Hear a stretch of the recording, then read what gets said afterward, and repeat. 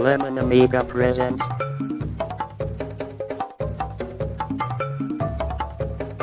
a Playtime video review. Sit back and enjoy the show.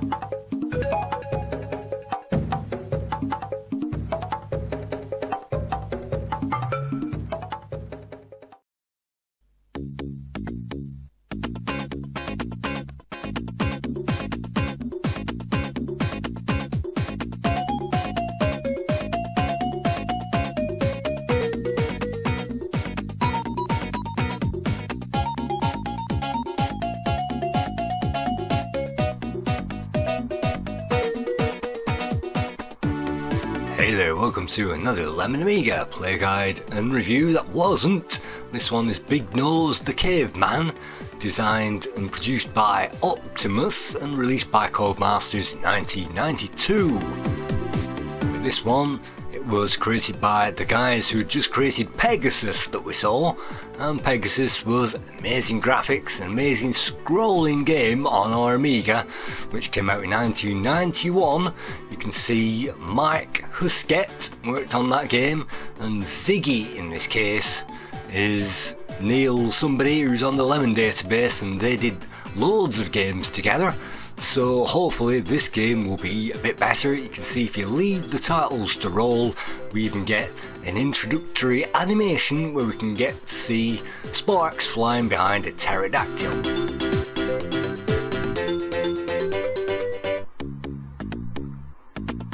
So this goes out to URS Retros, our latest backer, and this is a review that wasn't. Let's check out that map.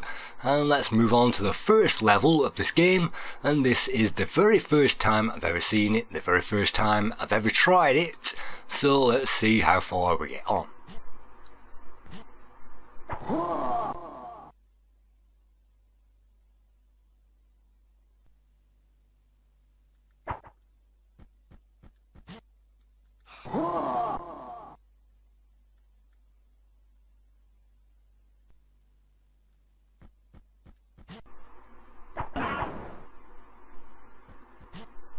You can see some great texture and effects on the ground, and we can also pick up some collectibles as well, and the screen will only scroll in one direction, but those collectibles will only last until we get hit and lose a life, and then we'll have to collect those all over again. The bones, you can see, give us some bonus score, and also if we collect this one, it will fast forward us, it looks like, through the first level. This is the very first time I've ever seen this, so I wasn't expecting that.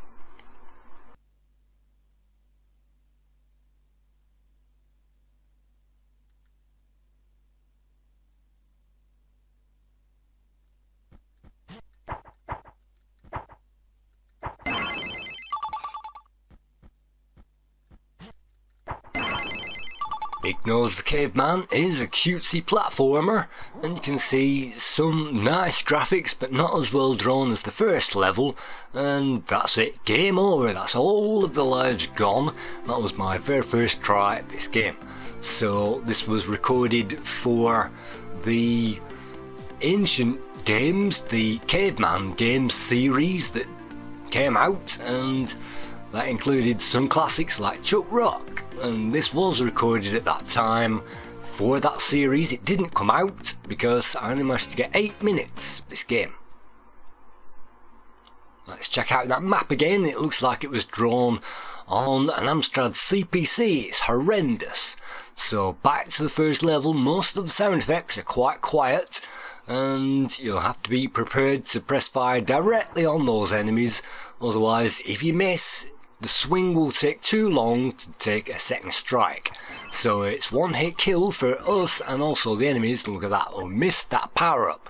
If we find the rocks, we can fire a rock towards the enemies until we die, and if we collect 2 of them, that will mean that we can fire 2 rocks towards the enemies, which really helps against the end of level bosses. And I'm not sure how many rocks that we've got, because it doesn't really tell us on the screen. In the top corner it shows us our lives, and in the other corner it shows us the time limit. let's move back through that desert again, back to that forest, onto a lesser drawn level, and we're already halfway through this review that wasn't.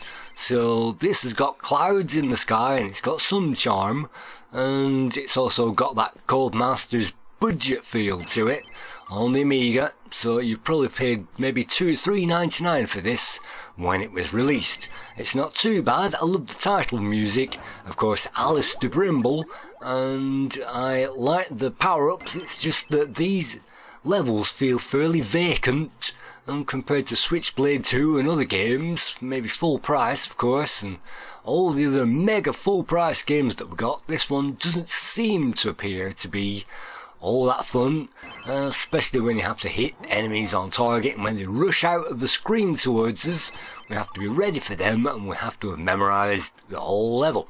And you can see some collectibles here before we face the end of level boss, and also some caves that we can explore as well. Do we branch off? Because guess what, if we go backwards you can't scroll the screen backwards again. So this has got some charm and it's got some good graphics.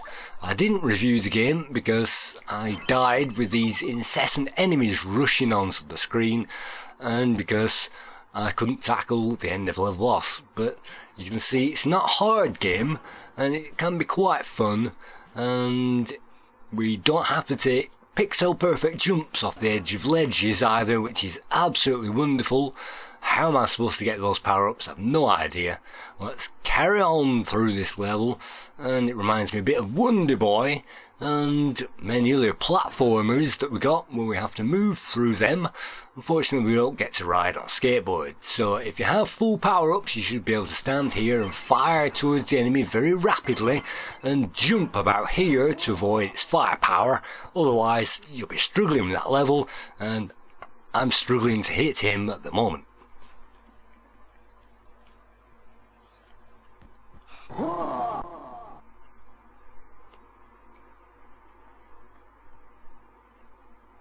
And look at that, enemies directly onto us. You would have thought that it gave us a safe spot, but this game is fairly tight when it comes to its one-hit deaths, and that includes the enemies, but it also includes us as well, which is a bit stupid because some kind of energy bar could have saved this game and made it very playable so that players could have fun with this. Instead, no, if you get significantly tapped by an enemy, no matter where they are, then that means they're dead. So this has got some charm, but not very fond memories for me. I'm sure it's a good game, and look at that, we can't even get the power-ups because the enemy is in the way.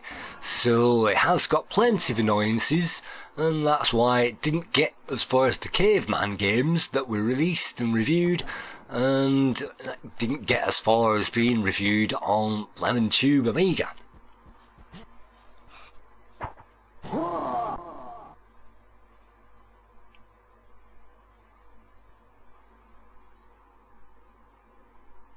So thank you very much to our latest backer, URS Retro, and this review that wasn't goes out to you, and I'll review one of these for every new backer, so hopefully we'll get some number of reviews that weren't, and maybe I'll release those in the future.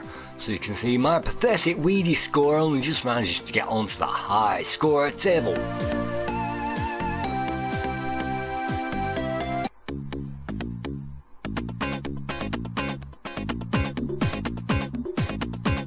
So thank you for viewing this review that wasn't, and maybe the title music is fantastic and worth booting the game up for, but apart from that I'm not quite sure.